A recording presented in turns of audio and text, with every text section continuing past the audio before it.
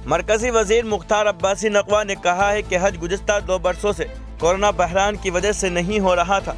इस बार इस सफ़र की तमाम तैयारियां मुकम्मल कर ली गई है। पाकिस्तान में भारत से आधे रेट पर पेट्रोल मिल रहा है। लाइव शो में इमरान खान को बेशरम और भगोड़ा कह दिया गया।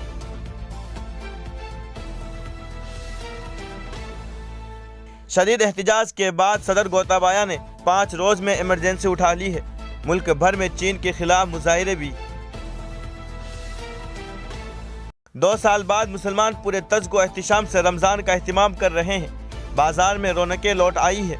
लोग खुश हैं कि महंगाई के दौर में उन्हें खजूर मुनासिब दाम में दस्तयाब हो रही है।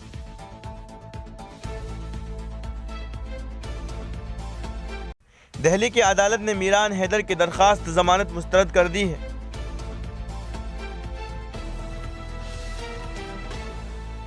राना अय्यूब को चंद शराइत पर बैरून मुल्क सफर करने की इजाजत।